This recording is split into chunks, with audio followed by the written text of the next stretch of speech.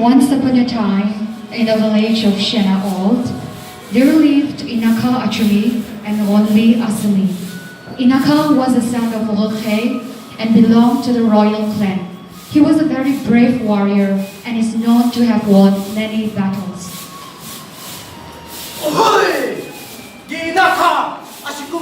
Ajukumdo! I, Inakha, strong in flesh, strong in blood. Ghonili was the daughter of Shena. She was the smartest and most beautiful among women. Like Inakha, she also belonged to the royal clan. I, Ghonili, the wife of Inakha. Inakha and Ghonili lived a wealthy and prestigious life. They had a beautiful daughter named Vishali. I, Vishali, the daughter of Inakha and Ghonili. Inakha had a friend called Hoshepu, who belonged to Sukomi village. Hoshepu had one daughter named Jevili. I, Jevili, the daughter of Hoshepu, and two sons, Kumsa and Kirhe. I, Kumsa, the son of Hoshepu. I, Kirhe, the son of Hoshepu. There lived a man named Samiche from the village of Philimi. He was a warrior.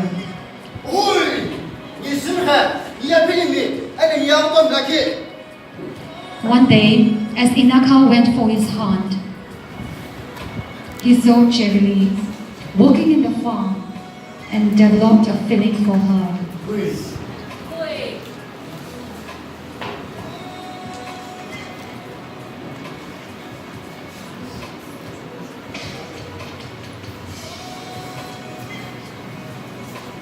As days passed, the two brothers kept watch at the farm.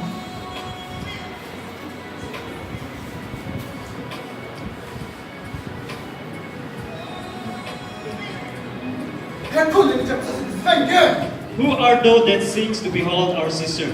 Realizing that the brother would kill him, Inakha went into an agreement with the brothers to marry Jevili.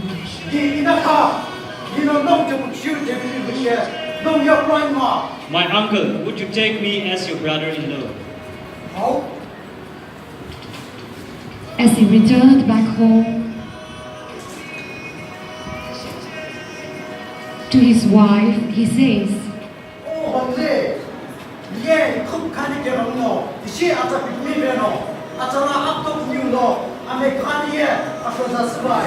Only to save my life, I've used the wrong words, and on the ninth day, I've decided to settle the dowry.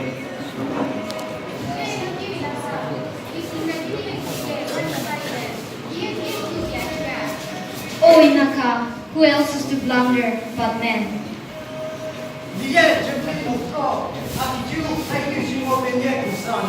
I'm thinking of letting you and Jevili to live as elder and younger wife.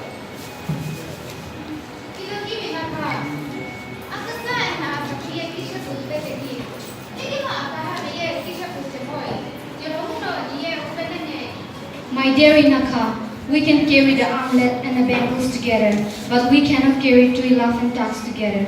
Therefore, I shall be the one to leave." As promised to the brothers of Jevili, on the ninth day, Inakha went for settling the dowry. Meanwhile, Ghonili made all the preparation for his husband to bring forward a new wife. She dried the rice grain, grinded the rice, and prepared the wine.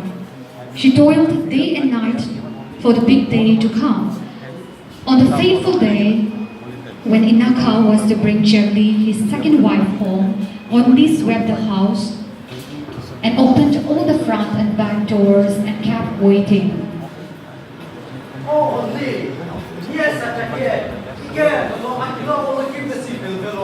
Oh, Ghonili, I'm bringing my second wife, so you take whatever you desire from the house and go.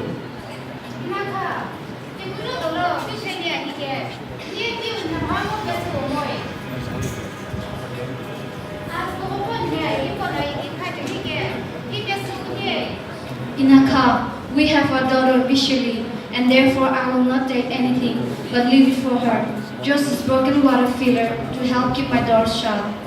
Months passed, and one fine day, Sumekhe, a warrior of Philimi village, saw Ghonili. He fell in love with her and offered her a marriage proposal. Only I have fallen for you and desire to marry you. But Ghonili replied,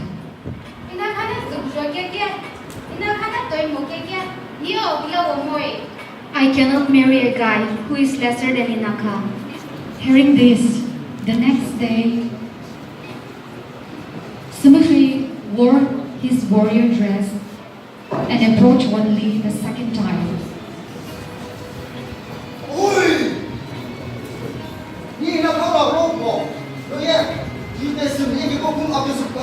I am no lesser than Inakha. You shall find no reason in rejecting my proposal. Just as Inakha, a warrior, no more, no less, I shall marry you. Sumekhe and Ghonili got married and lived a prosperous life. However, on the other hand, Inakha became very poor after Ghonili left him. Those days, Ghonili and Inakha had adjoining farm. They could talk and hear one another as they work on the field.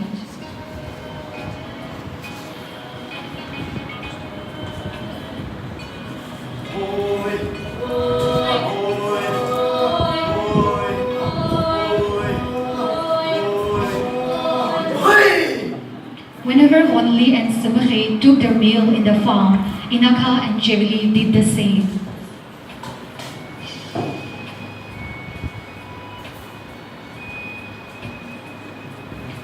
One day, after taking their meal, Inakha and Ghonili went out to complete their work at the end of the field. At that time, Ghonili went to the resting shed of Inakha to check whether the two really had their meal.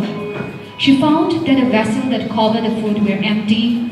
As she took a look at the wine vessel, she found it filled with water instead of wine. The next day, Ghonili prepared some extra meat, rice and wine, and left it at the field of Inakha.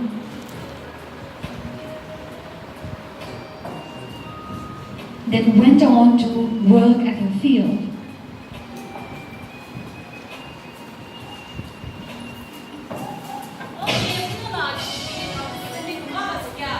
Who has blessed us with such a good food? As Inakha saw the rice, meat, and the wine, he instantly knew that it was the work of Ghonili.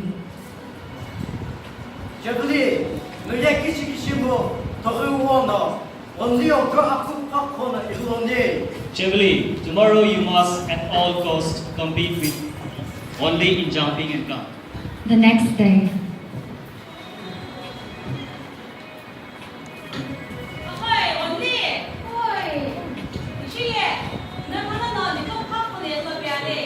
Ghonili, Inakha wants us to compete in jumping today.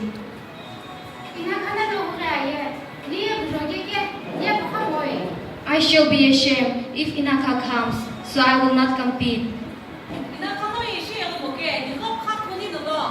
Inakha will not arrive in the field today, so let's compete each other. They removed their ornaments and began to jump. Ghonili began to jump as fast as possible, but Ghonili took her time and began to jump with ease. This resulted in Ghonili getting tired very soon, and Ghonili defeated her. Meanwhile, Inakha was watching all that was happening. As he observed how Ghonili defeated Ghonili, he says,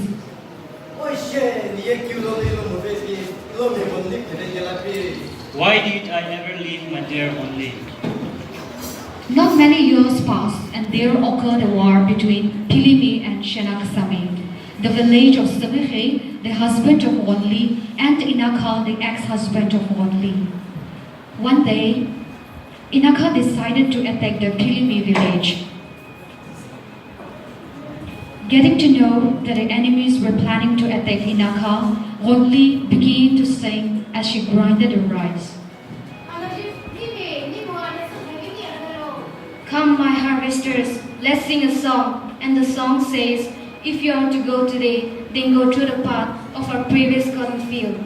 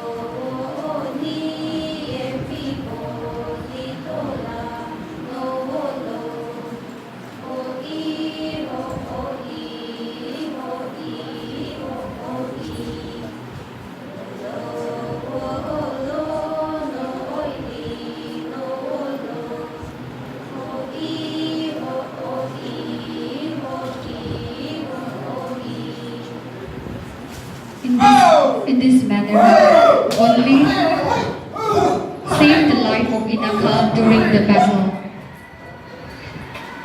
In the future, Shena and Pilimi made peace and became friends.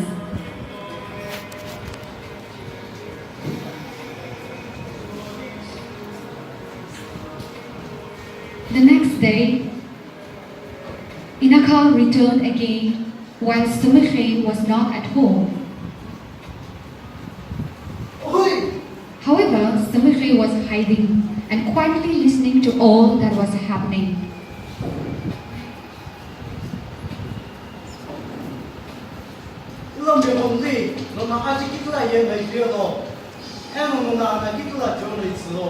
My dear Ghonili, drink a little wine from my cup and let me drink too. Eat a little rice from my plate and let me eat too.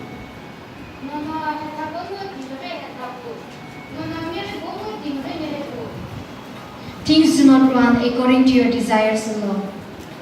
Knowing that Sumikhe was listening, Ghonili says, My darling Sumikhe have gone, and so shall I. She leaves the house to Inakha and goes out. Inakha did not eat the food prepared for him, nor did he drink the wine.